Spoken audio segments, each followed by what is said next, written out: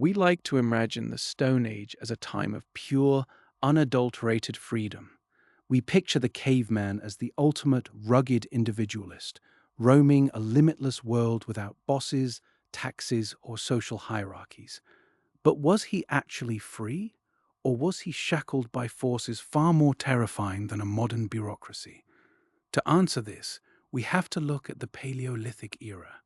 This period stretches back 2.5 million years and ends roughly 12,000 years ago. For 99% of human history, we lived as foragers. No farms, no cities, no states. On the surface, this looks like the definition of liberty. There were no kings to tax your harvest because there were no harvests to tax. There were no police forces because there were no laws to enforce. Anthropologist James Woodburn famously categorized these societies as immediate return economies. You hunt a gazelle, you eat it now. You gather a handful of berries, you consume them on the spot. Because you couldn't store food, you couldn't accumulate power. If you try to dominate your neighbor, he simply walks away. In the vast, empty wilderness of the Pleistocene, mobility was the ultimate check on tyranny. If your band leader became a jerk, you packed your few belongings and joined the group over the next ridge.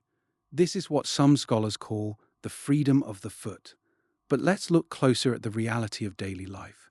Was this freedom, or was it just a desperate scramble for survival? The Stone Age was not a Garden of Eden. It was a brutal, high-stakes gamble. The average life expectancy was likely under 30 years. If you suffered a minor infection, a broken leg, or a bad tooth, you were essentially dead.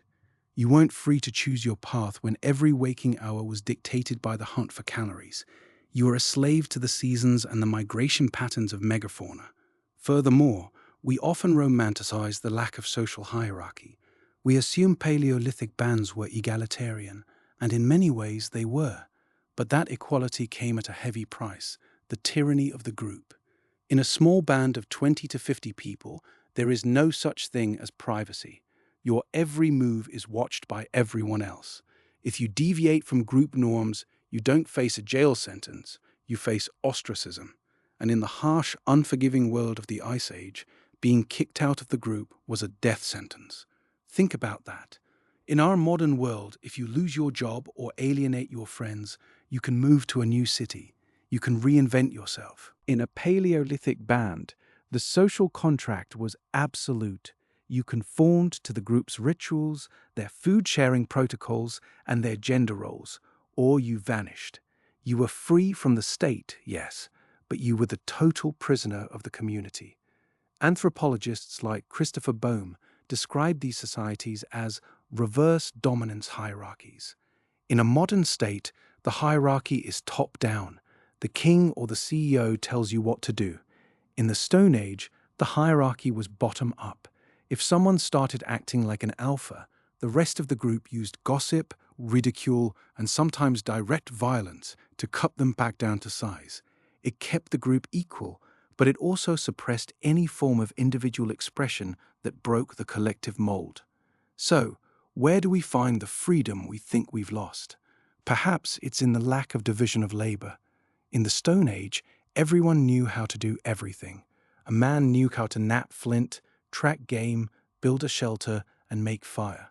A woman knew how to gather medicinal plants, process hides, and manage the complex social web of the camp. They were, in the truest sense, self-sufficient. Today, we are hyper-specialized. You might be a brilliant software engineer, but if the internet goes down and the grocery stores close, you are helpless.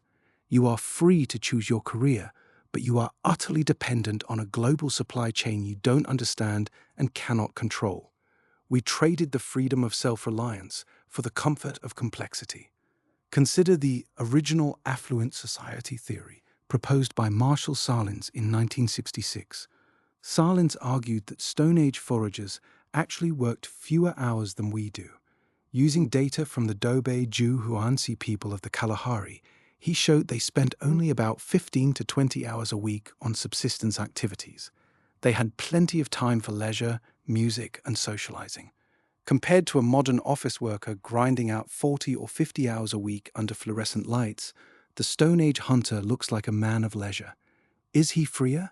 He spends his day under the sun, interacting with his family, engaging in physical mastery. He isn't worried about his credit score or his career trajectory.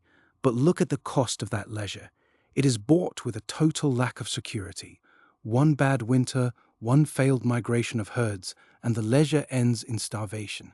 They were free from the clock, but they were bound by the whim of nature. We also have to challenge the idea that they had no law. We often mistake the absence of written laws for the absence of rules. Paleolithic societies were governed by rigid customs and taboos. These were perhaps more powerful than any legal code. If you broke a social taboo, you weren't just fined, you were considered ritually unclean or dangerous to the band's survival. The freedom to act outside these cultural bounds simply did not exist. So, we arrive at a paradox. We define freedom today as the ability to choose our own path, to change our jobs, our politics, our partners, and our locations. We have massive individual autonomy compared to our ancestors. Yet, we are deeply constrained by institutions, economic systems, and cultural expectations that dwarf any Paleolithic band. The Stone Age human had no choice in his work, no privacy in his life, and no security for his future. But he was a master of his environment and a permanent fixture in a supportive, deeply intimate collective. He was free from the state, but he was a cog in a natural system he could never escape.